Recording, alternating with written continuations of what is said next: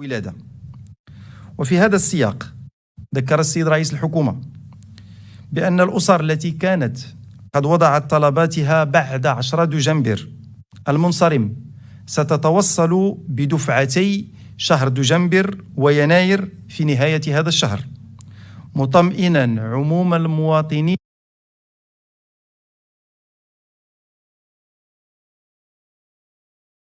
والمواطنات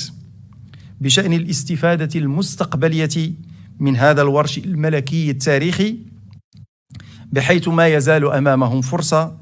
تقديم الطلبات من أجل الحصول على مبلغ الدعم في حالة توفرهم على شروط الاستفادة. وتنفيذا للتوجيهات الملكية السامية، خلال جلسة العمل التي ترأسها جلالته بتاريخ 17 أكتوبر 2023، أعطت الحكومة مطلع يناير الجاري الانطلاقة الفعلية لبرنامج الدعم المباشر للسكن، حيث فتحت باب استقبال الطلبات من خلال البوابة الإلكترونية دعم السكن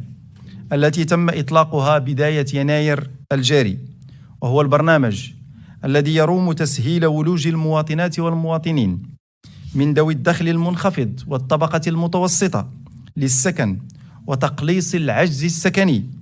وتسريع وتيرة استكمال برنامج مدن بدون صفيح، والرفع من عرض السكن،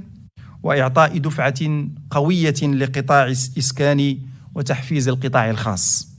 وفي هذا الصدد أكد السيد رئيس الحكومة أن برنامج دعم السكن لاقى إقبالا كبيرا من طرف شريحة واسعة من المواطنين الذين وضعوا أكثر من 16,000 طلب استفادة على المنصة الرقمية المخصصة لهذا الغرض، رغم إطلاقه فقط خلال الأسبوع الماضي. وتبين بناء على المعالجة الأولية لطلبات المواطنين أن حوالي 90% منهم لهم الحق في الاستفادة، بالضبط 89% لهم الحق في الاستفادة،